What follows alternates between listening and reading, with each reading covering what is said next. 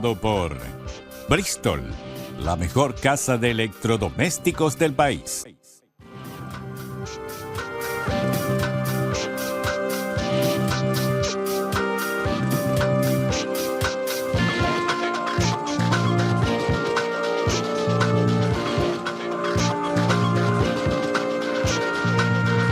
Muy buenas noches, señoras y señores. Bienvenidos a otra edición del Péndulo por Unicanal. Hoy le planteamos tres temas. El primero tiene que ver con la reforma del Código Laboral que había anunciado el presidente Santiago Peña que se estaría gestando. Aclaró durante la semana que todavía no hay un proyecto elaborado, pero existe la intención. Nos van a acompañar para hablar acerca de ese tema Enrique Duarte, presidente de la UIP, y el abogado del Fuero Laboral, el doctor Roberto González. El segundo bloque vamos a hablar acerca de la crisis que vive Venezuela y el impacto que podría tener en la región lo que está pasando. Hasta este momento, después de 2 meses, todavía no se ha mostrado el gobierno no ha mostrado un documento, no así la oposición. La Unión Europea está a un pasito de reconocer a Edmundo González como presidente de Venezuela. ¿Esto qué significaría para nuestra región? Lo vamos a conversar con el doctor Eladio Loizaga, ex canciller nacional. Y en el último bloque vamos a hablar acerca del tema medioambiental, los frigoríficos y las mataderías de Tablada. ¿Quién se hace cargo del daño ambiental de la capital y del país acerca de la situación de los frigoríficos? Nos van a acompañar el doctor Ricardo Merlo, ex fiscal de Medio Ambiente, la ingeniera ambiental Cintia Guerreño, que es la directora general de gestión ambiental de la Municipalidad de Asunción, y el ingeniero Walter Lescano, asesor técnico de gestión ambiental también de la Municipalidad de Asunción.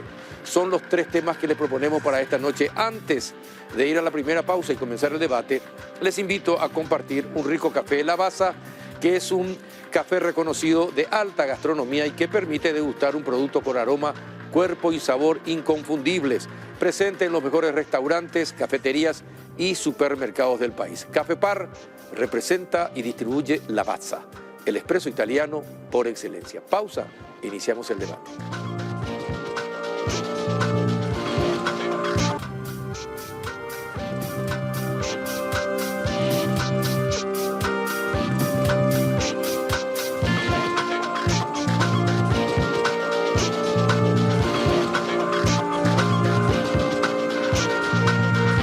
¿Qué tal? Buenas noches, ingeniero Enrique Duarte. ¿Cómo anda, presidente de la UIP? ¿Cómo estás? Buenas noches, Carlos. Un saludo cordial para vos, para Roberto, acá que está con nosotros, y para toda la teleaudiencia. Gracias por venir. Siempre es bueno estar contigo. Me alegra que pienses así. ¿Qué tal, doctor Robert Marcial González? ¿Cómo estás? Buenas noches, Carlos. Buenas noches, Enrique, a la audiencia. Súper bien. Gracias por la invitación. Te invitamos porque sos abogado del Fuero Laboral. Y al ingeniero le invitamos porque fue después de una reunión con el sector económico que el presidente anunció las modificaciones que su intención de modificar el Código Laboral. Y rápidamente todo el sector económico se manifestó a favor. Pero los sindicatos y muchos otros sectores reaccionaron en contra. Cuando ustedes conversaron con el presidente y hablaron del tema, ¿tuvieron en cuenta la reacción o sabían la reacción que iba a despertar, sobre todo en el sector no empresarial? Vamos por partes. En primer lugar, el lugar que todos nos enteramos en donde se tocó este tema, se abrió este debate, fue en un foro empresarial, y te aclaro que yo no estuve ahí. Ajá. Pero lógicamente la noticia corre rápida, ¿verdad? Y sí nos enteramos, es una apertura al debate. En la primera impresión yo entiendo de que los sectores obreros, ¿verdad?, tengan una posición así y los sectores empresariales manejen esto como una oportunidad. Sin embargo, y esto lo digo en honor a esa gran relación que tenemos desde la Unión Industrial Paraguaya con 6 de las centrales legalmente constituidas, ¿verdad?, con quien tenemos un diálogo franco, mesas permanentes, inclusive hemos consensuado muchos esquemas de políticas públicas a través del diálogo.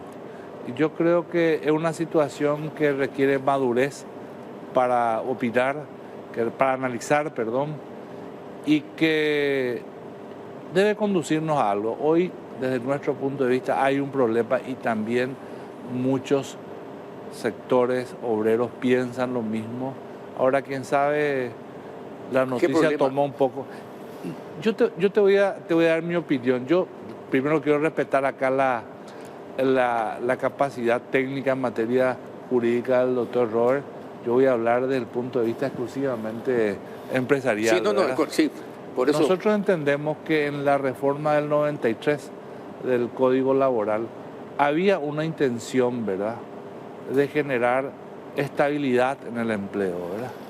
Y se introdujeron unas reformas que han demostrado, los datos han demostrado y siguen demostrando que en lugar de lograr esa estabilidad que ha producido muchos problemas, como por ejemplo despidos antes de los 10 años, gente que aporta durante mucho tiempo a la seguridad social y al aporte jubilatorio y no se jubilan, la cantidad de obreros con más de 10 o de empleados con más de 10 años disminuye respecto al universo total, ¿verdad? Entonces, algo que está mal. Yo creo que todos queremos tener el empleo seguro. No existe empresario en el mundo que planifique su inversión con un horizonte de menos o de 10 años nomás. Uno planifica, invierte en formación de recursos humanos, en capacitación, hoy con el avance de la tecnología aún más. Pero ¿qué es lo que pasa? Cuando la ley te dice que va a haber una instancia en donde va a cercenar ese derecho que existe de poder disponer libremente de una nómica cuando haya problemas. No, acá no estamos hablando de indemnizaciones ni nada, sino la disponibilidad. ¿Qué es lo que pasa? No queremos comprar los problemas, no queremos entrar en juicios que son tediosos, largos y costosos, ¿verdad? En donde, a nuestro mejor entender, ni el sector empleador ni el sector de los empleados salen beneficiados, ¿verdad? Entonces, yo creo que se debe plantear un diálogo serio a este respecto, y en donde no hay que aprovechar ninguna oportunidad, ni porque haya dicho el presidente u otra persona haya rechazado. Acá tenemos que generar oportunidades a partir de esto y ver si logramos ese anhelo de la estabilidad y que el obrero pueda llegar a la tercera edad por una jubilación, ¿verdad? Una jubilación justa. Y para ello, el diálogo tiene que conducirse en un ambiente tripartito entre el Estado, empleadores y empleados, y sobre todo, Carlos, y aclaro, esta sí es una postura total dentro de lo que es la UIP, de que no debe haber vencedores ni vencidos. Acá el único vencedor de todo esto tiene que ser el empleo estable, el empleo formal y la jubilación en la tercera edad de aquellos empleados que han aportado toda una vida para la seguridad social. Ahora, doctor, desde el punto de vista laboral y de la ley, ¿qué significaría la eliminación de la estabilidad que se consigue recién a los 10 años? Eso en el sector privado, porque en el sector público al año o a los 2 años ya se consigue la estabilidad. ¿Qué significa modificar eso dentro del Código Laboral? Claro. Bueno, Carlos, a mí me parece muy importante, por aquello de no quedarnos mirando el árbol y tratar de ver el bosque, hacer una declaración de principios, porque la motivación detrás de todo esto, según el discurso del propio presidente, apunta a facilitar las inversiones, a promover el empleo. Generar más empleo. Y tenemos que señalar en ese sentido que es muy saludable este debate particular que se está generando, pero en la línea de generar empleo y atraer inversores, el Código Laboral es el menor de los problemas. Entonces es importante remarcar que si Paraguay no es un país atractivo para el empleo, esto está relacionado con la corrupción, con la fragilidad institucional, la inseguridad con la jurídica, falta de políticas públicas bien orientadas, con la tremenda inseguridad jurídica que existe y una serie de factores que normalmente son generados por la propia clase dirigente. Entonces, para que la ciudadanía pueda realizar adecuadamente el control al ejercicio del poder público, es importante bajar eso sobre la mesa. Dicho eso, y ya mirando el árbol, creo importante hacer algunas precisiones, porque aquí, sea por desconocimiento, por apuro o por falta de rigor a la hora de comunicar la intención, se instaló el tema como eliminación de la estabilidad. Bueno, y ahí esa es una primera imprecisión enorme que se instaló, porque por una serie de factores que tienen que ver con nuestro modelo constitucional, con la democracia constitucional que se edifica y se define como un Estado social de derecho en el Paraguay, la estabilidad no se puede eliminar. Lo que sí se puede hacer legítimamente es consensuar que los efectos de la estabilidad, que hoy se traducen en la inamovilidad absoluta después de los 10 años, puedan modificarse.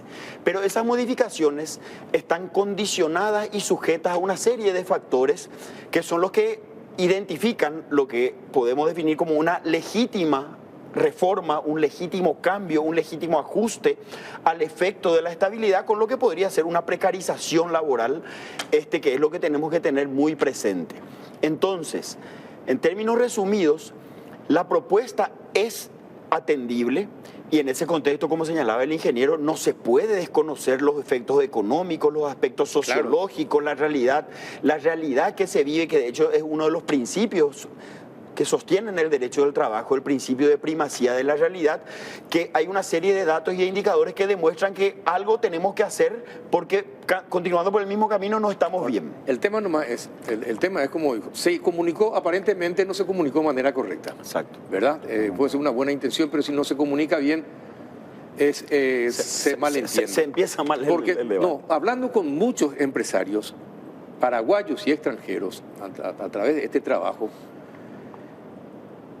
la principal, es decir, el principal motivo de la falta de inversión en Paraguay es la inseguridad jurídica. Exacto. La falta de institucionalidad. Exactamente. Esto me lo dijeron empresarios paraguayos y empresarios extranjeros. Claro. ¿Verdad? No es la estabilidad laboral, claro, no es el menor de los problemas. Sí, claro. Exactamente. No es tampoco que tenga más días de vacaciones o menos días de vacaciones. No. Es la inseguridad jurídica, porque acá en este país la justicia no funciona. Exacto. O te cambia las reglas de juego. Exacto. En cualquier momento. Entonces nadie mínimamente inteligente quiere invertir. Por eso es que Uruguay, Argentina, Brasil, Perú concentran, Chile sobre todo, concentran más inversiones. Es decir, Chile concentra la mayor cantidad de inversiones, pero las mejores inversiones las concentra Uruguay. Y fíjate, Carlos, hay un detalle que ninguno de estos países que citaste, a pesar de tener un buen sistema de contención laboral, a pesar de proteger con mucha intensidad, no solamente al trabajador, sino que al empleo, a la industria y al inversor, tienen la inamovilidad como un efecto de la estabilidad. Así es que me parece importante tratar de, en primer lugar, de satanizar un poco el tema, porque no hay ningún inconveniente con que, repito, siempre y cuando existan políticas públicas coherentes y sobre todo compensaciones razonables para que el trabajador, vamos a decirle, conceda el efecto que hoy es la inamovilidad, mutando eso con algún otro beneficio, otras garantías, y que el mismo Estado se involucre, qué sé yo, mejorando los estándares jubilatorios, estableciendo seguros de desempleo, dando una contención que permita una reinserción laboral pronta, se pueda hacer el cambio que se plantea. Pero repito, la condición es no desproteger, que no se traduzca este cambio que se quiere instalar en la precarización del sector laboral. Y hay un tema que para mí es crucial, ¿verdad? Resulta que nuestro Código del Trabajo, que nació a mediados del siglo XX, cuando catalogó empleador, está pensando en una industria con mucha espalda, una multinacional. Y la realidad de los emprendedores y los empresarios de Paraguay es totalmente distinta. Hoy uno tiene que las empresas están lideradas por emprendedores que son más trabajadores, sí, o tan trabajadores como sí, todos sus dependientes. Sí. Entonces, ahí hay una realidad que es importante que la ley recoja y que de manera tal a adecuar estas protecciones sin llegar a la sinrazón que representa consagrar el vitaliciado en el empleo. A mí me gusta decir, solamente para graficar, que si la Constitución permite la disolución de un vínculo mucho más importante como el matrimonio, a cuento de que no vamos a permitir la posibilidad de disolver un vínculo laboral. Reitero, toda vez que existan compensaciones razonables que no dejen desprotegido al trabajador. Y justificativo también. Claro. Exactamente. ¿Verdad? La verdad es que me encanta escucharle al doctor porque hace una exposición jurídica excelente. Ahora, yo le quiero pedir que le aclaro que coincido totalmente contigo, ¿verdad?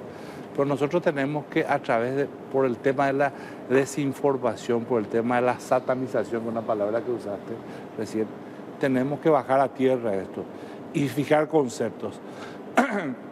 La estabilidad es un precepto constitucional, artículo 94 de la Constitución Nacional. Señores, a través de un pedido ni del presidente ya se puede romper la estabilidad laboral. Ahora, ¿qué es lo que se tiene que trabajar? Los mecanismos para lograr esa estabilidad son los que están fallando, para hablar en un lenguaje sencillo, ahora tratando de traducir lo que el doctor está diciendo. Lo que pasa es que se hace mucha trampa. Claro, entonces tenemos que poner... A los 9 años y 5 meses le despedís y después le volvés a contratar otra vez. Sí, pero hay jurisprudencia en contra también de eso, ¿verdad? El tema entonces es que tenemos que ver un mecanismo que sea sencillo, compensatorio. Cuando yo digo que no debe haber vencedor ni vencido, estoy totalmente de acuerdo con el doctor. Tenemos que arbitrar mecanismos, ¿verdad?, de que compense a lo mejor esta situación que, si bien está mal, no pueda generar peores condiciones. Y yo creo que eso tiene que venir de un diálogo, y tiene que haber un diálogo serio.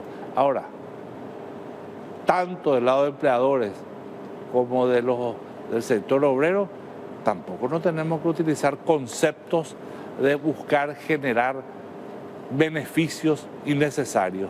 Acá tenemos que abandonar todas las posiciones mezquinas, tenemos que abandonar cualquier posición política, pues mucha gente hoy ya está utilizando políticamente estos conceptos, y eso no es correcto, Carlos. Yo creo que vamos a coincidir con los tres acá con eso, y tenemos que trabajar. A veces hay que ser disruptivos. Yo me recuerdo en el 2003, cuando cambiamos la estructura tributaria, ¿cuántas voces contrarias hubieron? Pues, sin embargo, nos tiramos a la pileta y resultó. Pudo no haber resultado también. La cuestión es que hoy estamos a tener un hecho, tal que en el 2003, con el tema de la informalidad tributaria, que no está funcionando, y bueno, tenemos que buscar mecanismos que funcionen. Podemos equivocarnos y bueno, tendremos que rectificar, pero lo que no podemos es hoy, así, solamente de palabras, cambiar o cercenar derechos que son constitucionales. Y bueno, ¿y cómo se puede hacer? Bueno, lo primero, Carlos, es que la clase política empiece a dar señales de madurez y de responsabilidad. Eso no está pasando. Estamos fritos. Claro, exactamente. Entonces, porque uno no se define por lo que dice, sino por lo que hace. Y la línea decidida, abierta, indisimulada que el gobierno está actuando, que está articulando, es anular el debate, acallar las voces disidentes, no generar, digamos, los espacios para que todas las voces estén representadas. Y eso es muy peligroso. Entonces, es muy importante remarcar ese detalle. Lo segundo, establecer las bases mínimas. A mí me gusta decir, pareciera que estamos poniendo la carreta delante de los bueyes. La modificación del Código Laboral tiene que ser la consecuencia final de una serie de aclaraciones y de consensos previos que dejen bien establecido que no va a haber una precarización laboral, de tal manera a que los interlocutores sean confiables y se permita avanzar en el intercambio. Y bueno, y va a ser muy importante la participación, naturalmente, y apearnos un poquito de los dogmas. Yo coincido en ese sentido que digamos que no tenemos que tener miedo a los cambios, a las reformas, porque ese es el gran prodigio de la democracia constitucional, que permanentemente, y de la política misma, que podemos barajar y dar de vuelta permanentemente, a condición, repito, de que se respeten los pisos ya ganados. Exacto. ¿Ingeniero? A mí me gustaría, voy a hablar con mucha responsabilidad y voy a aclarar que no deviene de ninguna reunión. Yo no participé de ese foro donde se tocó esto, pero sí, hace unos días, en una cena festejando el Día de la Industria, tuve la oportunidad de hablar con el presidente de la República, y no existe la menor intención dentro del Ejecutivo, y me aclaró y me pidió si podíamos trabajar entre todos conjuntamente en una agenda consensuada.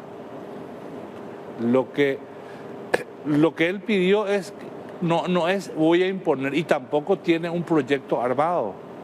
Es más, manifestó que tenemos que trabajar en armar un proyecto acordado entre todos los actores. Eso por un lado. Y por otro lado, voy a fijar un poco otro concepto.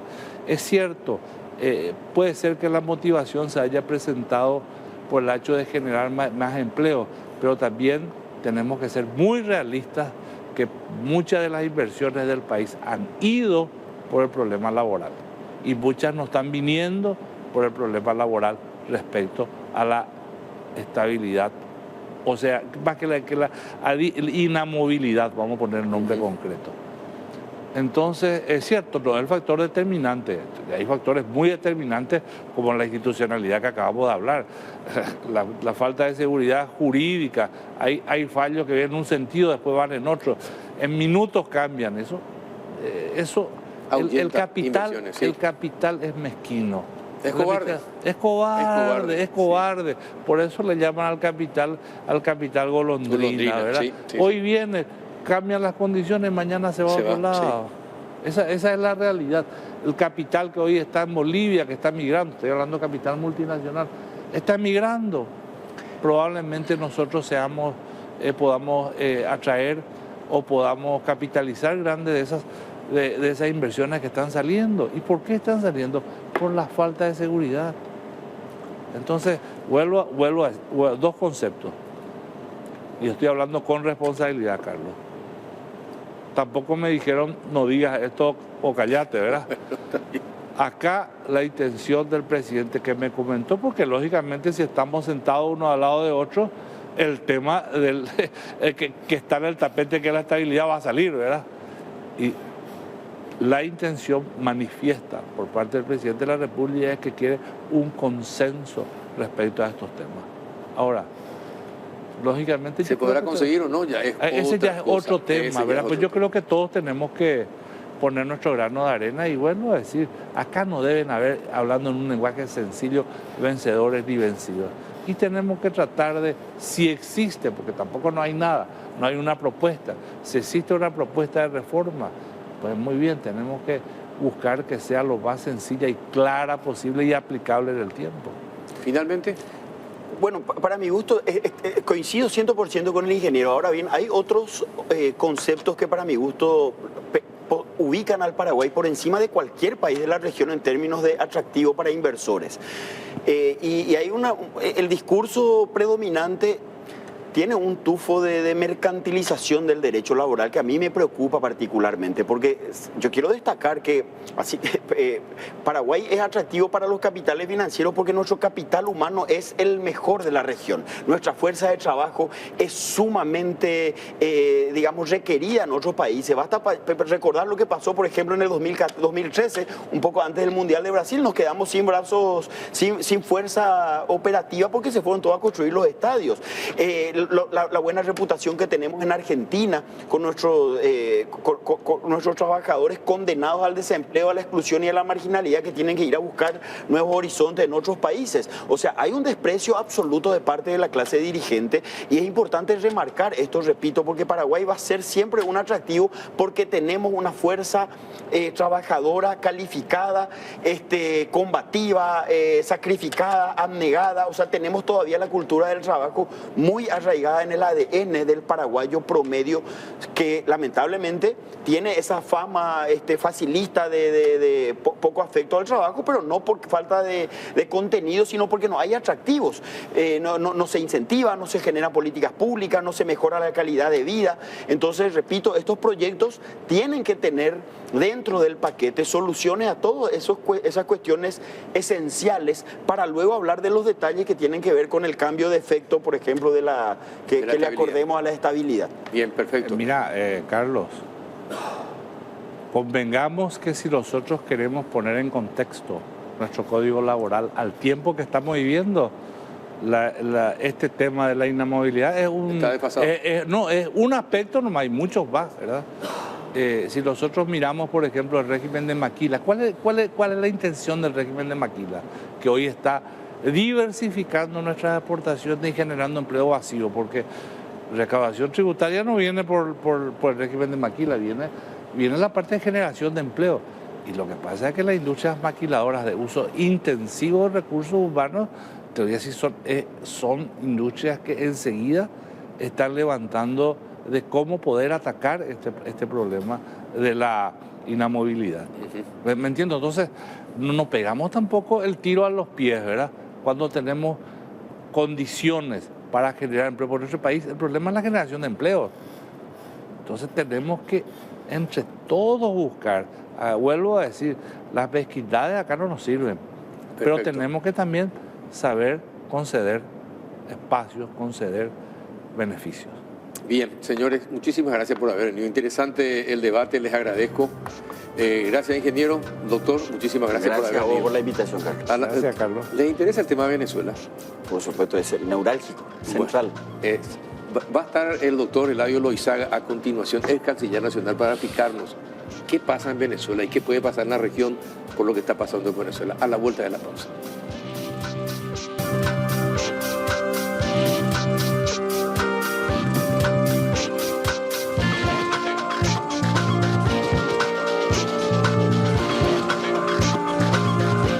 ¿Qué tal? Buenas noches, doctor Eladio Loizaga, ex canciller nacional. ¿Cómo anda? Muy buenas noches, Carlos. Muy contento de estar nuevamente contigo. Gracias a Dios, bien. Siempre Qué suerte. En el mundo que me fascina mucho, el mundo multilateral, el mundo internacional, y manteniendo siempre contactos con ex colegas. Últimamente hemos estado reuniéndonos y conversando vía web de lo que está sucediendo en Venezuela, y nos alentó a que sentáramos una posición y en base a 2 comunicados que hemos hecho los cancilleres. ¿Cuántos ex cancilleres firmaron los comunicados? 22 en total. 22 en total. ¿De cuántos países? Y casi toda América Latina. Casi toda América Latina. Toda América Latina y Ahora, del Caribe no, ¿verdad? Pero sí América Latina. ¿Qué piensa usted? Que también fue político, fue parlamentario, fue canciller. ¿Cómo puede llegar al gobierno un grupo de personas que violan todas las normas habidas y por haber? No han mostrado un solo documento que ganaron las elecciones. Se mantienen en base a la fuerza, al miedo, al terrorismo de Estado, según se denuncia, y que se ha comprobado según organizaciones de la OEA y de la ONU. ¿Cómo se puede seguir manteniendo? ¿Qué pasa en la región? El problema es que esto ya viene arrastrando hace tiempo, ¿verdad? 25 años. Cuando muere Chávez, asume Maduro dentro de un contexto político de coincidencia ideológica con otros socios de ellos, ¿verdad? Y bueno, y va comenzando él mismo a construir su propia base dentro del ámbito militar, lógicamente, y el ámbito político, y buscando en todo momento desalentar y a través de hechos que atentan a la libertad de movimiento, a la libertad de expresión, a la libertad política, a los derechos humanos, a grupos que en un momento dado la oposición tampoco pudo consolidar una unidad, una fuerza, una unidad que pueda hacer frente a ese avance que tenía Maduro. Y en eso yo recuerdo que en el 2015 tuvimos una reunión del UNASUR, ya estábamos bastante picados adentro, en Quito, y la ex canciller, que ahora es vicepresidenta y ministra de Energía, de Petróleo, Delcy Rodríguez, nos pone sobre la mesa una declaración en donde se condenaba a la aplicación extraterritorial de la ley americana. Eran las primeras que salían sancionando a Venezuela en la época del presidente Obama. Y ahí nosotros reaccionamos y yo fui uno de los que puse sobre la mesa la situación de las elecciones parlamentarias que tenían que haberse hecho en diciembre del 2015. Y ahí entramos en una negociación que, bueno, yo estoy esto y tú me das esto. Y efectivamente, al final, ella, recibiendo instrucciones, aceptó la contrapropuesta, sale el llamado a la aplicación extraterritorial de Estados Unidos sobre Venezuela, pero a nosotros más nos interesaba la otra resolución donde se comprometían públicamente a llevar adelante esas elecciones en diciembre del 2015. Y creo que ahí ellos pensaron que arrasaban, que ganaban, pero el resultado fue diferente. Perdieron, la oposición copó el Congreso, y eso creo que fue un ejemplo, una experiencia para no volver a repetir. Y eso pasó en las elecciones pasadas, no la que se realizó recientemente, sino la pasada, donde tampoco se reconoció como una elección limpia, transparente, la integridad electoral, y nace el reconocimiento a Guaidó por parte del Congreso, y muchos países reconocían a él como el presidente en ejercicio. ¿La situación hoy es igual a la de la época de Guaidó o no? Eso es lo que entiendo se está buscando plantear, por lo menos el gobierno de Maduro, en primer término, violentó un acuerdo que habían suscrito en Barbados, del cual participó Estados Unidos y creo que fue Noruega, no estoy seguro, país europeo, en la que se garantizaba unas elecciones transparentes, con la participación de veedores internacionales. También eso permitió que la administración Biden diera una autorización a la Chevron para operar con PDVSA en cuestiones de petróleo. Fue un juego, ¿verdad? Pero una cosa, doctor, ¿se puede ser tan cándido o hay intereses económicos muy poderosos que hacen que uno crea en la palabra de alguien que sabe que no va a cumplir su palabra? Bueno, en el caso de Barbados, yo combino dos cosas. Uno, por un lado, un exceso de confianza o de credibilidad de que, bueno, por fin vamos a llevar adelante esto. Pero por otro lado, estaba el interés, la cuestión petrolera. Sí, y por eso. Entonces, hubo quizá no sé si decir doble discurso, pero se notó eso, ¿verdad?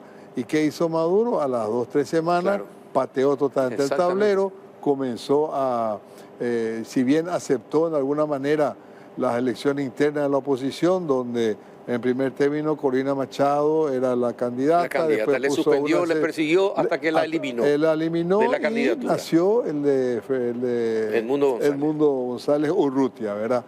Pero, y tal es así que uno de los funcionarios del Departamento de Estado, creo que el señor Juan González, que fue quien estuvo operando este tema, dejó su cargo después de toda esta situación, ¿verdad? Porque... Disconforme. No sé si disconforme, pero o la administración no se sintió respondida por la actuación que confió en ese proceso de Barbados. Y ahora tenemos esta situación de las elecciones, donde evidentemente las elecciones fueron totalmente fraudulentas, la integridad electoral no se cumplió. Los órganos electorales y judiciales se notan y se ven que están totalmente cooptados por el gobierno. Así mismo. Entonces, la comunidad internacional, y especialmente en el marco de la OEA, en la que se sacaron 2 resoluciones, una de ellas, la primera, que Paraguay había sido uno de los proponentes del llamado de la reunión del Consejo Permanente sobre Venezuela, la que se le pide al gobierno, ¿verdad?, que muestre las actas y que permita que haya una misión independiente de veedores que puedan comprobar realmente los resultados, ¿verdad? Porque en eso yo quiero rescatar un poco yo tuve 7 misiones como jefe de misión electoral de la OEA. Y en estas misiones hablamos desde el presidente de la República hasta el último ciudadano que está buscando que se le escuche de alguna manera en el proceso electoral. Y me decían los ministros del Tribunal Electoral de Dominicana, de Colombia, de Guatemala, que reconocían el trabajo de nuestra justicia electoral, ¿verdad? Y eso muchas veces se le cae o se le critica o se le cuestiona, pero da gusto escuchar cuando el reconocimiento, está afuera y dice, mira, realmente vi cómo hace. Y fíjate que lo que pasa acá no pasó en Venezuela, que a medida que van llegando las actas, se van publicando directamente en la página web. Pero hoy la situación en Venezuela es cada vez más grave, cada vez más delicada. Fíjate lo que Maduro y el equipo tienen una estrategia dilatoria y una estrategia de Dejar pasar el desviar la atención. Fíjate lo que yo leí antes de venir, escuché por la radio. ¿Qué pasó primero, esta tarde? El fiscal Tarek William Saab ordena un proceso y pide la detención del presidente de Argentina Milei, Patricia Bullrich y Karina Milei por el tema del avión venezolano iraní que después de una decisión judicial pidió la confiscación de Estados Unidos y le entregan. Y eso hoy plantea. Y aparentemente una reacción porque también en Argentina hay un proceso, venezolano que ayer se inició. Que van a pedir la detención de Maduro y de Cabello. Y hoy pide... Esa es la contestación. Claro. Entonces, lo que él quiere con esto es desviar la atención porque el hecho de haber salido forzado, porque eso es forzado realmente, ¿verdad? La salida de Fernández... de Mundo González, pero González Urrutia, fue forzado. Y ahí creo que... están las imágenes de la Embajada de España, claro, donde se van y le presionan para que deje el país. Personalmente no me... Es decir, no me consta, pero leí y tengo informaciones. Pues tengo yo buen contacto con Corina Machado hace 10 años, con el ex alcalde de Caracas, Ledesma. Siempre nos comunicamos por chat y agradece mucho la posición de Paraguay también, que en todo momento fue firme y ahora también vuelve a marcar una posición. Busca distraer la atención, ¿verdad? Y en esto de España tuvo un rol importante el expresidente Zapatero. Y te lo digo porque a mí me ha tocado participar en reuniones que hemos tenido la oposición, el gobierno, y él actuaba muchas veces como un vocero de Maduro. Sí. Recuerdo que una tarde, un domingo, me llama, ha sido a las 7 de la tarde, y veo el teléfono, ¿quién es? Buenas noches, canciller, sí, ¿quién habla? El presidente Rodríguez Zapatero. Presidente, ¿cómo está? ¿Qué le puedo ayudar? Me llamó a decir de que si nosotros como país podíamos aflojar un poco nuestra posición. Y yo le dije, mire, acá hay una instrucción concreta y clara del presidente de la República, el presidente Cartes, y nosotros no vamos a bajar nuestra posición, defendemos el Estado de Derecho, defendemos la libertad de expresión, los derechos humanos. Y me dice, sí, pero mire, a mí me apoyan los Estados Unidos, como diciéndome, bueno, y yo le dije, le felicito, presidente, pero nosotros somos soberanos y vamos a actuar conforme a lo que la política exterior nos dice, lo que nuestros principios, valores y la decisión del presidente de la República, ¿verdad? Bueno, ¿y qué pasa? ¿Qué peso puede tener que el Parlamento español ya haya declarado que Edmundo González Urrutia es el presidente? Mañana la Unión Europea puede hacer lo mismo. Que la OEA haya dicho lo mismo. Que la ONU también ya se haya manifestado en ese sentido, incluso denuncia torturas de los presos, de los detenidos.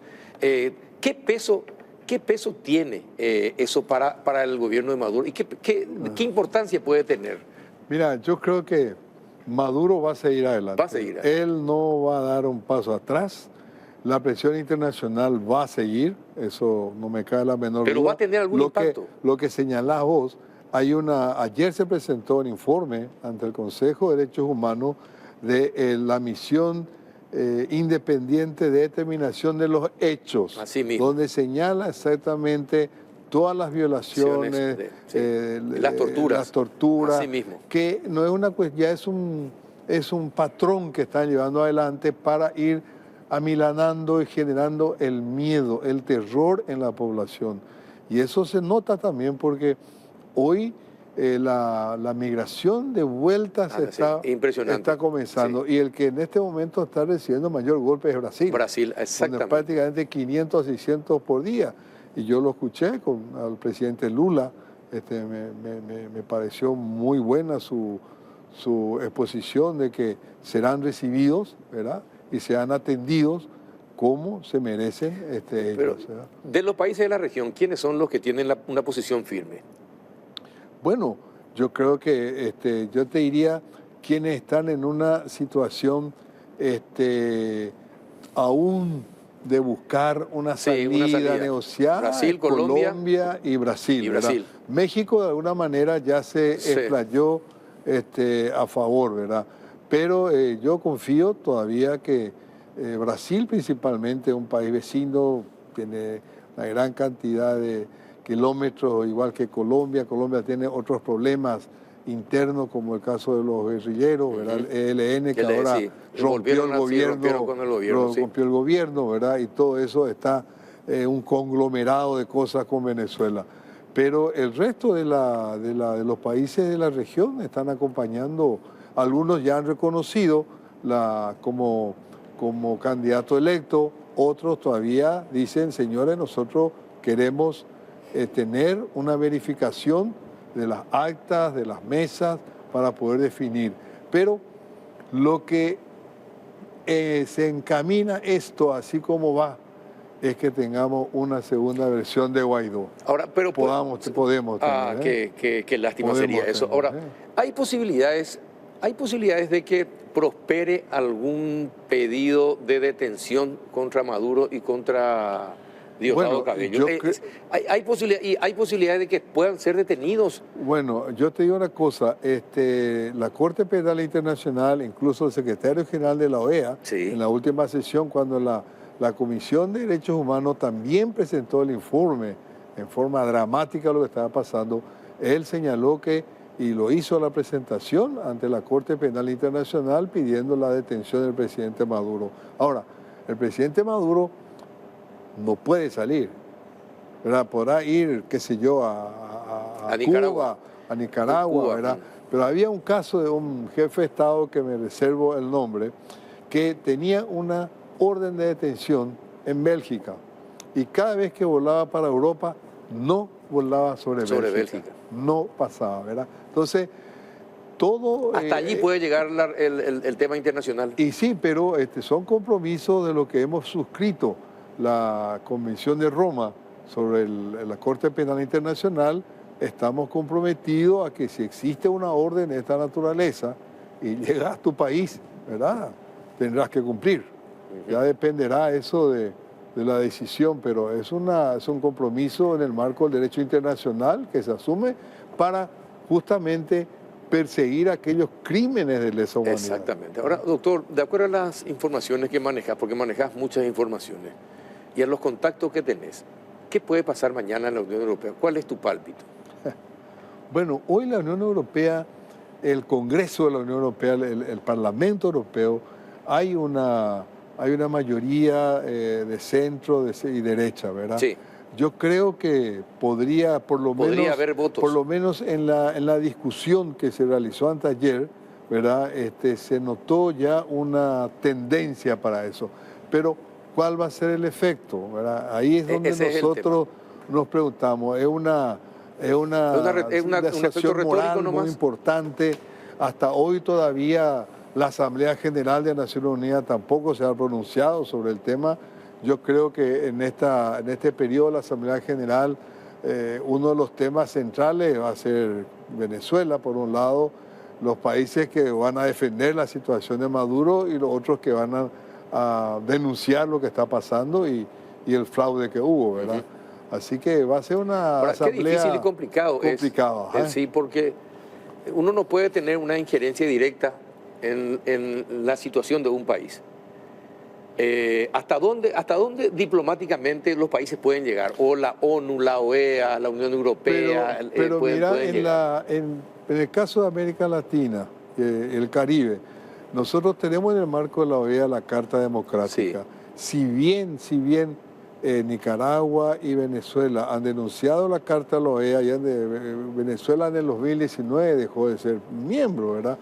Pero no por eso los demás Estados miembros no van a callar una situación, porque ahí se establece exactamente que la democracia es el elemento de desarrollo de un país. La democracia preserva los derechos constitucionales, ¿verdad?, de los ciudadanos, y ahí se establecen procedimientos cuando hay una ruptura constitucional. Se establecen los procedimientos, se establecen las sanciones que deben hacerse, así como pasó hoy con Mercosur.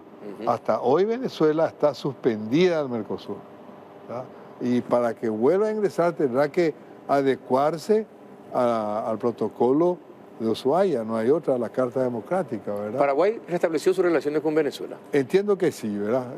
Restableció relaciones con el actual gobierno y ahí yo creo que fue un error del gobierno anterior romper relaciones, porque romper relaciones es todo ese proceso posterior de una reanudación no es fácil, ¿verdad? Especialmente cuando existen cuestiones políticas como nosotros la hemos vivido con Venezuela, y se hubiese mantenido una oficina como otros países han hecho, ¿verdad?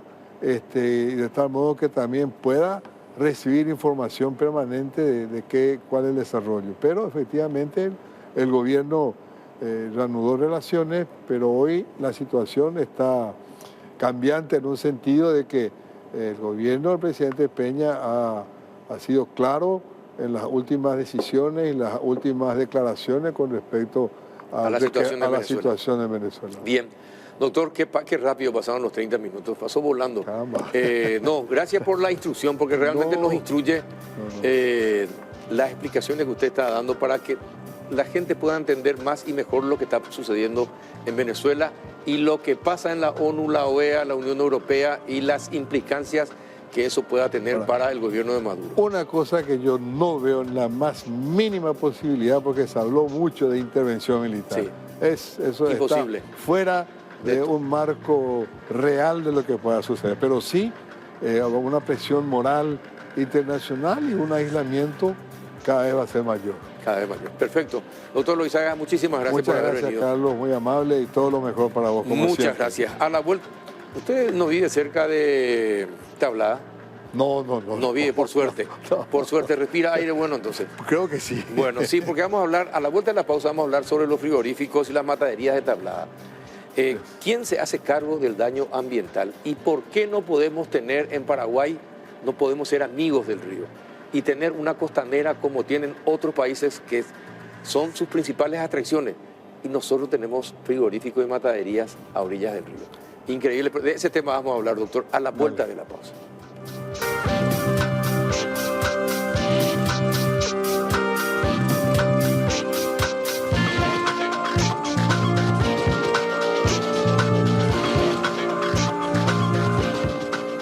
Y muy bien, ya estamos en compañía de la ingeniera ambiental Cintia Guerreño, directora general de gestión ambiental de la Municipalidad de Asunción. En instantes va a llegar también y nos va a acompañar el doctor Ricardo Merlo, ex fiscal de Medio Ambiente, para hablar acerca de la situación de los frigoríficos y mataderías de Tablada.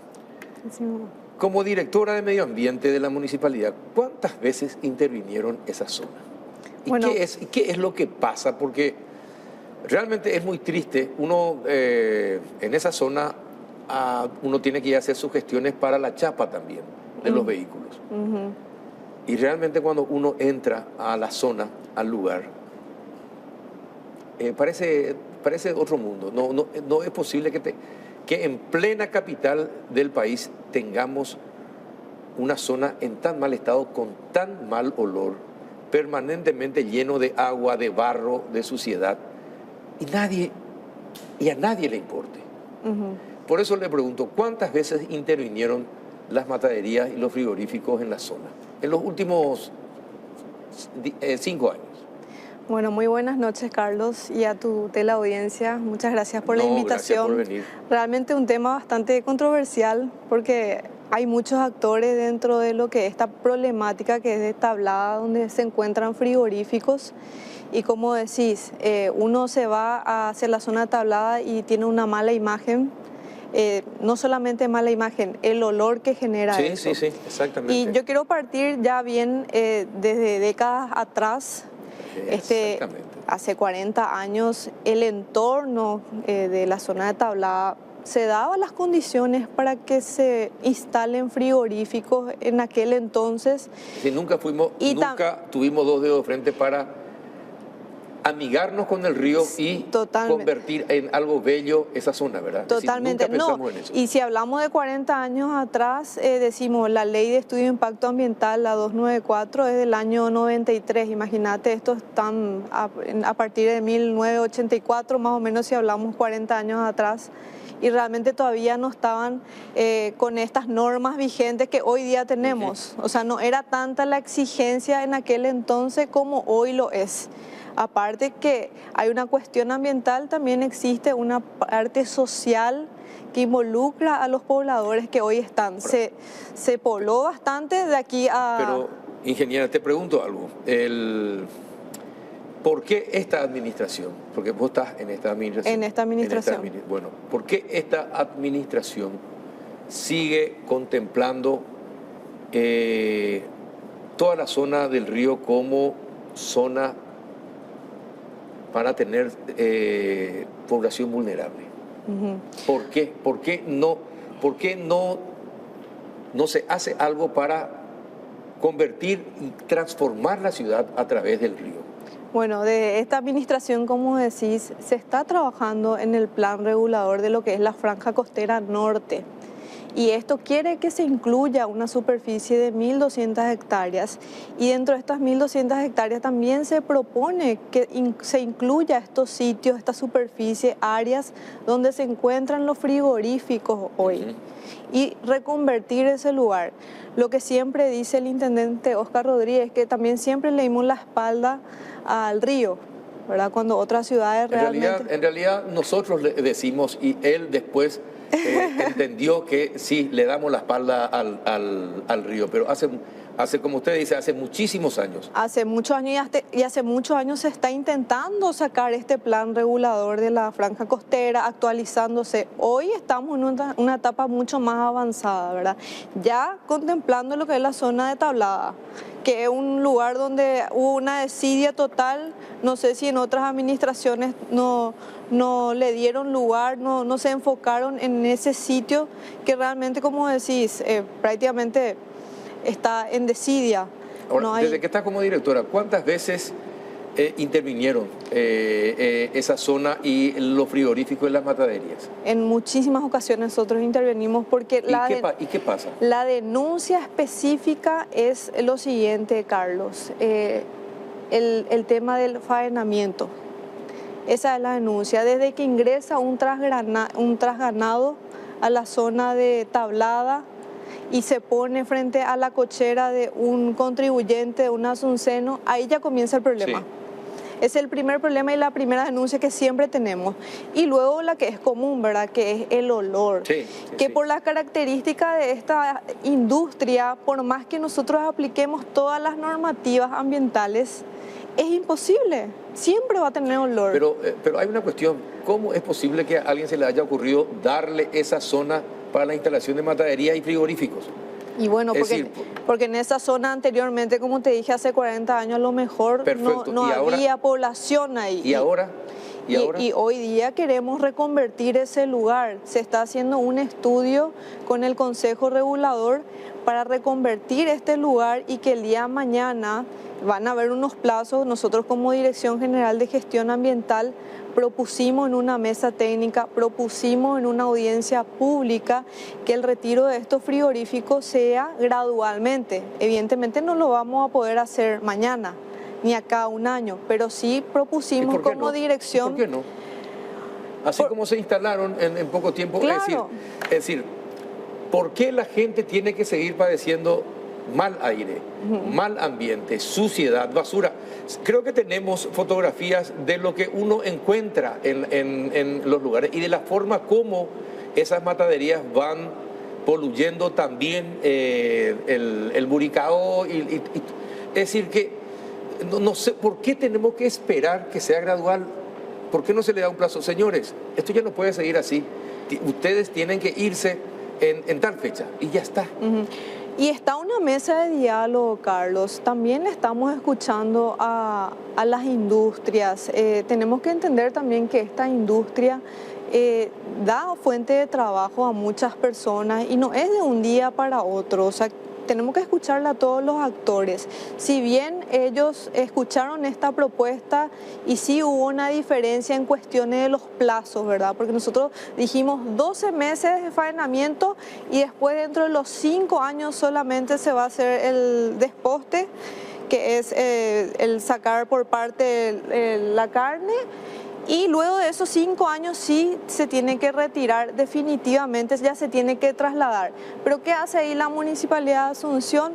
Está trabajando en un incentivo en desarrollo urbanístico de poder aumentar el coeficiente de edificabilidad y que el día de mañana estos frigoríficos o los dueños de estos frigoríficos puedan vender esas propiedades a emprendimientos o desarrollos inmobiliarios. Eso es lo que estamos trabajando desde el municipio, incentivando también a este sector para que pueda retirarse.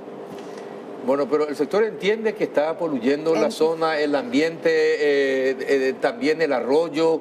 ¿Entiende eso o no? Entienden y están prestos a esto. Solamente, como te dije, la cuestión es el plazo, es una cuestión que se está discutiendo todavía y va a estar en breve el exfiscal Ricardo Merlo, que él también está en esa mesa siempre escuchando y sí, probablemente... ¿Y cuántas fueron cerradas, por ejemplo? ¿Cuántas mataderías fueron cerradas y nosotros durante esta administración? En este registro tenemos más o menos 20 cerradas, o sea, pero después se van adecuando, porque acordate también que está el Ministerio del Ambiente que otorga la licencia ambiental a estas industrias y ellos se van adecuando a las normativas. De hecho que durante todas estas décadas se fueron adecuando nomás luego a las normativas y es por eso que siguieron ahí. No, a ver. No se adecuaron nunca a las normativas. Por eso la zona está como está. Si se hubiesen adecuado a las normativas, la zona no iba a estar como está. Es decir, pudieron haber disfrazado en los papeles, pudieron haber aceptado todo y se adecuaron a las normativas en los papeles, pero en los hechos nunca fue así. Y usted como directora de gestión de la Dirección Ambiental, hagan algo. Estamos haciendo. No, pero en serio, hagan algo, porque esa gente merece vivir de otra manera. Totalmente, es una deuda que tenemos con todos los pobladores de la zona de Tablada y es por eso que le escuchamos a ellos, le escuchamos también a las industrias y bueno, va a ser un proceso gradual, aunque realmente no le guste a todos, pero va a ser de esa forma. Entonces veremos las posibilidades que dentro de 5 años, lo mismo pasó con un frigorífico que está en el límite de Asunción con Fernando de la Mora. Tardó 5 años para que se retire totalmente de ese lugar. Tendrán sus cosas, me imagino, de cómo ellos se mueven en ese mundo. Ciertamente, como decís, poluyen totalmente, pero ellos están todo el tiempo siendo auditados porque la carne, si bien nuestra carne paraguaya es exportada al extranjero y evidentemente necesitan de esas auditorías y tienen que tener una trazabilidad completamente de todo. Bien, ya se integró el doctor Merlo. ¿Qué tal, doctor? Buenas noches, ¿cómo estás? Buenas noches para usted, para tu invitada, para vos, Carlos, y toda la gran audiencia. Bueno, estábamos hablando acerca de la situación en Tablada con los frigoríficos y las mataderías. ¿Qué es lo que se puede hacer? Desde la perspectiva de los vecinos, ¿qué es lo que piden los vecinos de la zona 8? Bueno, la situación, hay que recordar que en el 2014 ya se declaró emergencia ambiental por la contaminación existente. Esa situación no varió. ¿Qué significa declarar emergencia ambiental? Y justamente por los olores, por la contaminación que se da en los cursos de agua, es decir, del 2014 al 2024 tenemos 10 años. Los vecinos dicen que esto sucede hace 20 años y que en ningún momento mejoró. Y lo que piden sencillamente es tener una vida digna. No llegar a sus casas y tener que oler el olor horrible. Y también dicen, bueno, la gente que trabaja ahí necesita una vida digna. Así que pasamos la época en la que, de la esclavitud, en la que se trabajaba por comida, ¿verdad? Ahora reciben su salario, pero es un trabajo en condiciones indignas. Por otro lado, también los vecinos están muy entusiasmados con todo el desarrollo de la franja costera que se está dando, esperando de que vengan inversiones inmobiliarias, que den trabajo, restaurantes, shopping, que es la propuesta que existe. Pero la realidad es que ninguna inversión va a venir en ese lugar que mejore la vida de esa gente si es que no se retiran esas industrias de ese lugar, que tienen procesos que generan olor, por más que a final de tubo, como se dice, tal vez no estén contaminando algunos, aclaremos, ¿verdad? Pero tenemos una situación de muy grave de mal manejo de todo lo que son sus residuos, ¿verdad? Que es materia prima para Estábamos otros. observando las imágenes. Entonces, el olor es horrible, la situación es indigna. Y en el año 1992 cambió nuestra Constitución Nacional. La Asamblea Nacional Constituyente participaron, los constituyentes fueron de todos los sectores, incluso los industriales. Ellos estuvieron de acuerdo en el artículo 7º, que habla del derecho de toda persona a un ambiente saludable. Esto no es un ambiente saludable. Tenemos leyes penales, leyes administrativas, y lo único que piden los vecinos es que las instituciones hagan su trabajo. Si la Dirección de Medio Ambiente, o sea, no sé cuántas denuncias se tendrá que estar procesando, cuántas intervenciones, si puedes darnos algún número. Sí, le di los números. Sí. Tenemos las últimas veces 20, más o menos se intervinieron y se cerraron como 8 más o menos tuvieron, si no mal recuerdo, con otra dirección también que es la de salubridad. Y eso es lo que esperamos, ¿verdad? Que haya esas intervenciones, pero lo que no podemos es esperar de que se les trate de orientar para que mejoren. Hace 20 años están lucrando, poniendo en entredicho la salud de las personas. Han habido incendios gravísimos. En el 2021, un incendio que se declaró descontrolado. Ahora en el 2023 nomás hubo otro, donde hubo también fuga de amoníaco. Sí. Es decir, son industrias que ya manejan de por sí en sus procesos sustancias que son peligrosas y están en medio de una población. La zona poblada. Entonces, ¿qué vamos a esperar? Es la pregunta. Vamos a esperar hasta que tengamos el próximo evento donde tengamos que lamentar una muerte. A ver, ingeniera, ¿cuánto tiempo se le va a dar para que o vendan sus terrenos y se instalen en otra parte, lleven la industria a otra parte y salgan de la zona? ¿Cuánto tiempo es lo que ellos desean que la municipalidad lo otorgue para el efecto? No, la propuesta de la municipalidad es que a partir de los 5 años ellos ya estén fuera. ¿Dentro de 5 años? Dentro de 5 años. Los primeros 12 meses sería faenamiento. Después, posterior a los 12 meses, hasta los 5 años, lo que se quiere es el tema del desposteo que se hace. Y luego a eso sí ya tienen que ser definitivamente la salida. Y es ahí donde te comentaba que se está haciendo este estudio, actualizando el plan regulador y tratar de dar ese incentivo urbanístico para que ellos puedan desarrollarlo. ¿Pero aceptaron los propietarios? Hay una diferencia, sí, hay diferencia porque ellos nos cuestionan más el proceso. Para ellos les resulta muy poco. Entonces estamos en ese diálogo todavía, hasta llegar a un punto... ¿Y el interés de la gente dónde queda así? No, el interés de la gente... Me parece que la municipalidad debe velar totalmente por la salud y el medio ambiente de la zona. Justamente por eso nosotros 12 meses pusimos como plazo.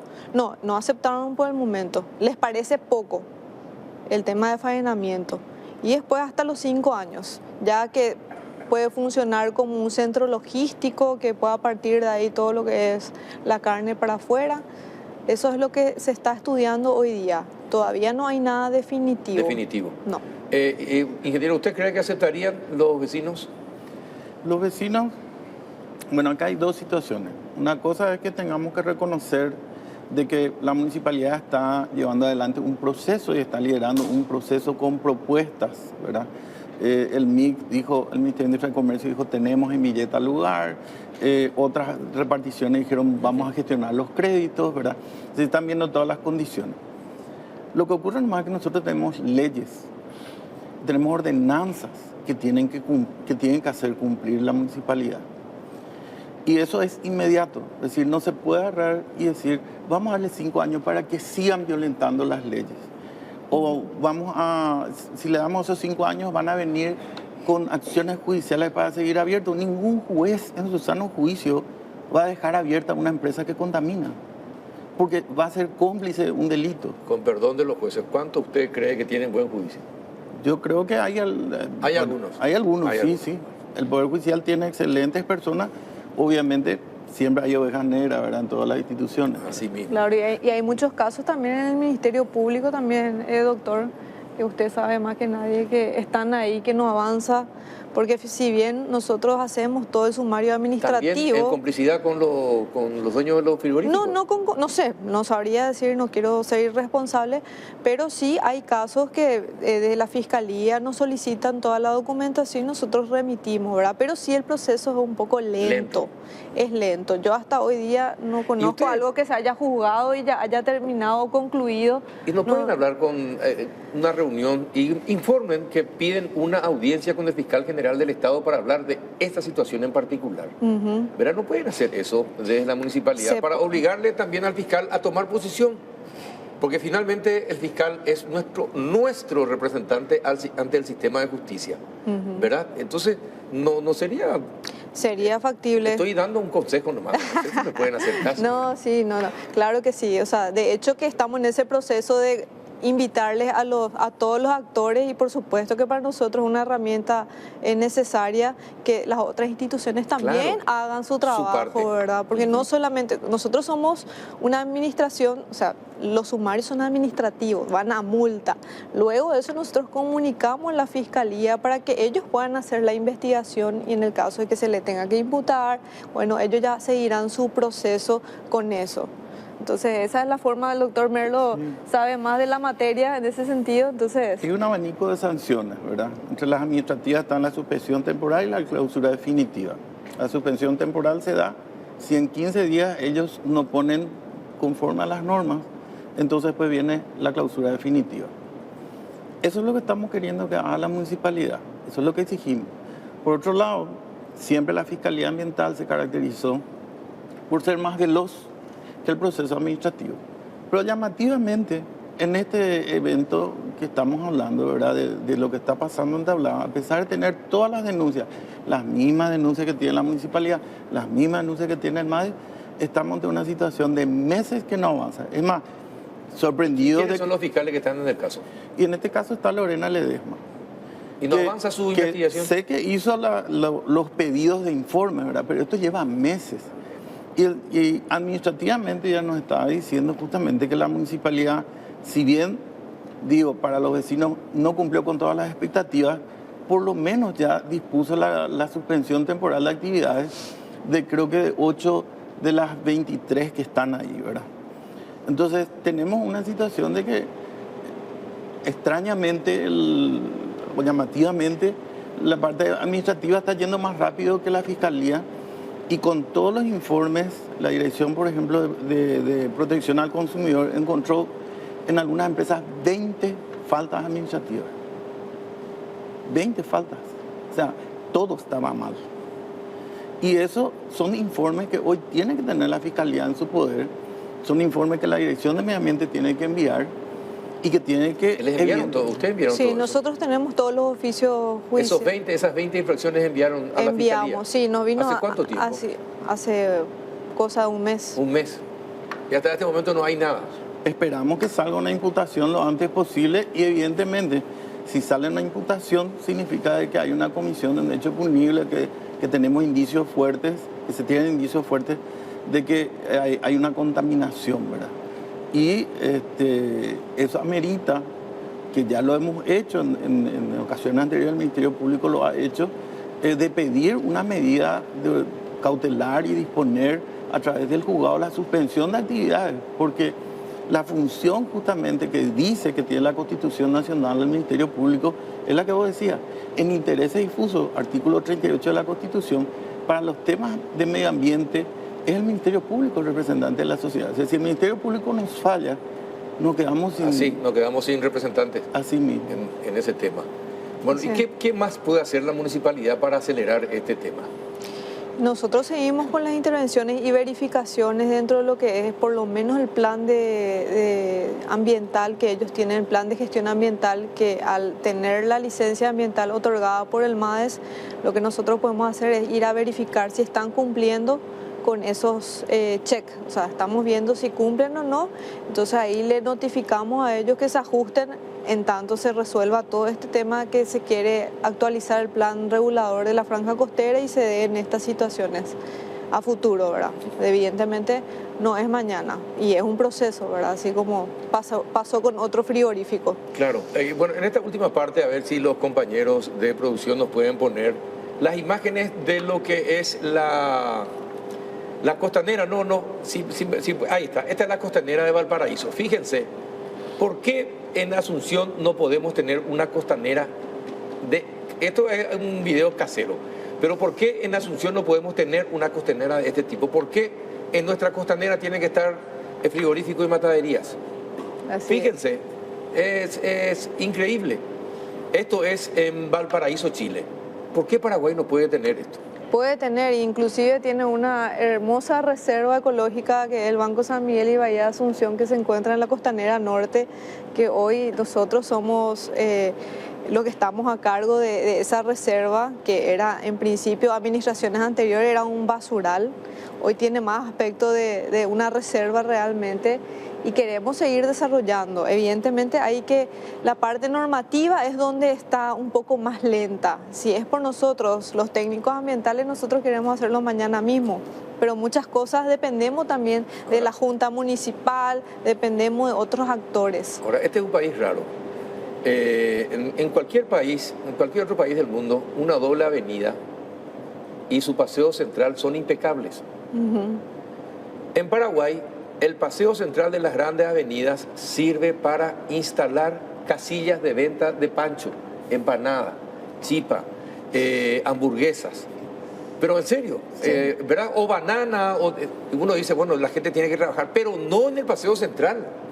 No en el paseo central y nadie controla. Acá por Lambaré, en los paseos centrales, están las sillas en el medio del paseo central con hamburgueserías, empanadas. ¿Y quiénes son los que tienen? Los que viven enfrente. ¿Verdad? En Asunción pasa lo mismo. Uno va por Ciudad Ayala y encuentra banana, tomate, limón en el medio, con el peligro de que pueda suceder un accidente para los que están haciendo las ventas. Totalmente. ¿Verdad? Es un país raro.